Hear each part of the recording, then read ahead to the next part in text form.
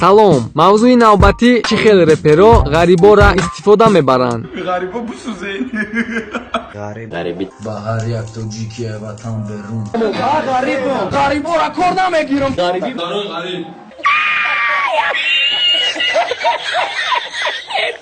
мавзӯи имрӯза мумкин ба бисёриҳо маъқул нашавад, чунки аз чанд ҷониб мо реперонро мерасем. шурӯъ мекунем аз давраҳои пайдоиши репи тоҷик, ки солҳои 2003 ва 2009-ро дар бар мегирад. дар ин давра репи тоҷик симои дигар дошт ва худтаърифкунӣ симои аслии репи тоҷик буд. мисол гирем трекҳои аббада, советский, ки дар бораи он сухан мекард, ки чӣ гуна хонааш чорошёна асту дар ҳавлияш мошинҳои қимат истодаанд.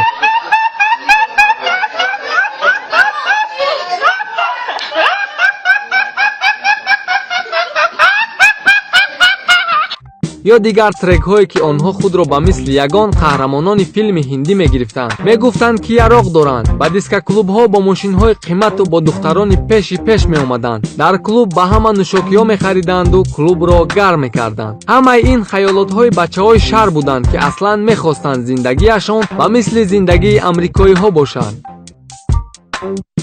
чӣ хеле худи ҳамон реперҳо дар трекҳояшон мегуфтанд бачаи оддӣ ҳастанду дар зиндагии камбағалона зиндагӣ мекунанд. онҳо бисёр шудан гирифтанд ва аз ҳама машҳураш Шон МС буд, ки бо гуфти худаш ҳақиқати талх байни мардуми камбағал машҳур шуд. он давра вай зидди ошиқӣ буд ва ҳамеша бо ошиқон меҷангиду духтаронро таҳқир мекард. шумо худ шоҳиди треки Мег ҳастед, ки чӣ гуна ӯ бар зидди дигар реперон меҷангид. он давра бародарони ғариб мухлиси реп набуданд ва ба реп корам надоштанд. реперон дар бораи ғарибӣ мехонданд, лек аз сабабе ки худашон ғарибӣ нарафта буданд, мисраҳояшон ба дили ғариб наздик набуд. аслан барои ғарибон ҳофизони эстрада суруд мехонданд ва ғарибон сурудҳои ҳамонҳоро гӯш мекарданду дарди дил мекарданд.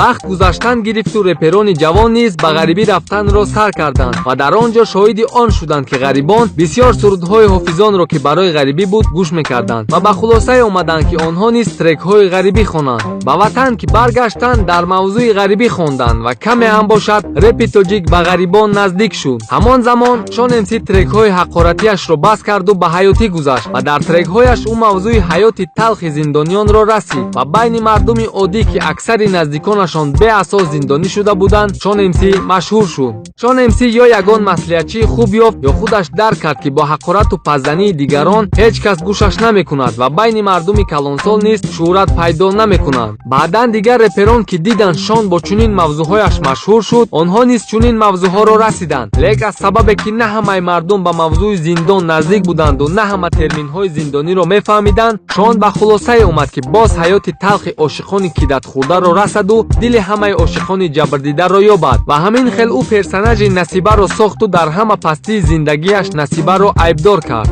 ана ин хел мавзӯъҳо ба ошиқони ҷабрдида бениҳоят писанд омад ва қариб байни 2 сол аудиторияи реп аз 50 000 нафар ба 300 000 нафар хест ва ҳама наврасу ҷавон Шон МС-ро шинохтанд ва аз ҳамин сабаб калимаҳои нав дар репи тоҷик пайдо шуд, ба мисли Fuck Love, Шон Полай, Шон Кароли Репай, Шон МС, 12 рӯз ва Эо чай ишқа ки хандаи беғамм надод. теъдоди реперон то шурӯъ кардани трекҳои ошиқи Шон МС то 300 нафар мерасид, лек баъди ошиқихонии Шон МС теъдоди реперон ба 1000 нафар расид, ки ҳама бо трекҳои Шон репер шуданд ва хато намекунем агар реперонро ба мактаби кӯҳна, мактаби нав ва мактаби Шон тақсим кунем. ба мактаби Шон мухлиси бисёр дошт, назар ба мактаби наву кӯҳна. реп асосан шаклаш иваз шуд. дигар реперон дар трекҳояшон намегуфтанд хонаҳои баландошёна доранду арӯсҳои луч дар барашон аст.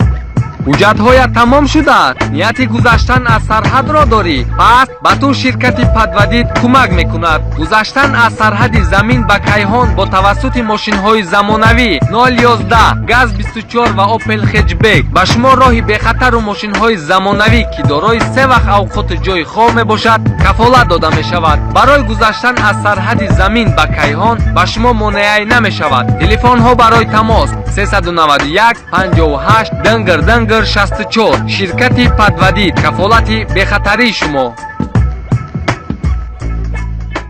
акнун реперон аз ишқи талхашон менолиданду нағзидаашонро баргард мегуфтанд. ба ҷои суханҳои реперони пешина ки мегуфтанд духтарҳои луч дар барашон аст, реперони нав мегуфтанд ки духтари нағзидааш дар бари бачаи бои луч хоб аст. агар хушрӯ гапошона гӯш кинем, хиёл мекунем ки реперои нав зидди реперои кӯҳна гап задестанд ва гӯё нағзидаи иё қатъи реперои кӯҳна луч мегарданду иёра писанд намекунанд. хай шӯхира як тараф монему мавзӯъра давом метем. репи тоҷикӣ тамоман шаклша алиш кард. дигар реперо ба эҳсосоти бачаҳои ошиқи ҷабрдида бозӣ мекардану дар трекошон арӯсошона шу медоданд, мекуштанд, фоҳишашо мекарданд ва ҳатто одамкушам мекарданшон. лиш би бачаи ошиқи ҷабрдида гӯш кунаву сӯза. хай реперо иқаиқа уже аз ҳад зиёд гузаронданду ошиқо уже сангил шиданд ва реперо дига мавзӯъҳои ошиқи страдатӣ намегзашт ва қариб 30% реперои нав репа бас карданд. дига ҳамаи реперо кризисда буданд. ғайри трекҳои шон дига ягон трек намегзашт ва ҳамин хел интернет дастрас шудан гирифту дар комментарияҳо ғарибо заказ кардана сар карданд ки дар бораи бачаҳои ғариб хонед ва худо дод ака реперора барои ғарибира сар карданд. трекҳои ғарибӣ ҳамин қадар бисёр шуд ки агар ғарибира тамоман надида бошӣ, уже 100% медонӣ уҷада чӣ гапаю чӣ корат мекунанд. не ки темарам интереснигиш кам шидан гирифту халқ чизи нав хостана сар кард. ранги як гапайку агар чизи нав бисёри баъд давом додан гирад, дар баъди халқ мезанад ва кӯҳна мешавад. хулоси гап, реперо темаи ғарибирам ҷазир карданд ва ҳамин вақт батл пайдо шуду ҳама батлда часпид. не ки батлда ҳамун реперои машҳур буданд ки ба ғарибо респект медоданду ғарибора таъриф мекарданд. темара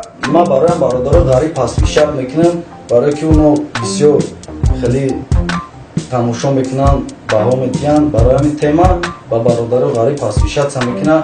ма ғарибам, номи тема бародаро ғариб интизор бошед. батлам уже 2 сол шуд ва темаи респекти ғариборам кӯҳна шудестай ва ина бо реп кризисда ғалтидай. реперо чизеро медонистанд истифода бурданд ва ба гуфтаи худшон дига ягон темае намондай ки дар бораш нахонанд. ана ака ба реперо як муроҷиат мекунему як гап мегемшон. рост шумо чизе бу дар бораш хонден, ай калушу ходок сар карда то мавзӯъҳои одамкушиву сиёсиро рафтен, лиш би мухлис гӯштон кунад, не ки ҳамаш ай мо дар рафту бо кризисда ғалтидем. ай ҳамин қакор ягонча ҳолиам нафаҳмидаен? неужели ҳолиам фикр мекунен ки ғарибову ошиқоро истифода мебарену машҳур мешен? чанд хай шумо дар ҳамин темаҳо мехонен, ҳамон қадар ҳамин темаҳо неинтерес намешав ва шумо кризисда меғалтен. неужели хиёл мекунен ғайри тема дига ягон тема нест? ай ҳама просмотри бисёр дар дунё суруди Деспасито дора ки қариб 5 миллион просмотр дора. медонен дар бораи чи ай? боваритон намеяд, не ки суруд дар бораи ӯ ай ки чӣ хел аруса туғрӣ мекуна, лави баҳр мебара, дам мегиранд ва чӣ хел кору борша дар ҳамуҷа ҳал мекунанд. значит агар шумо реп хонда натонен, темаи дилсӯзи шумо дига намегзара. ака хела чувствои ғарибову ошиқоро истифода бурден. уже гуфти Русо наигралист. биёен ака камтар дарси мусиқӣ хонену фаҳмен ки дар куҷо бояд бита қапи ва дар куҷо падмелодия минусов кард овозта каши,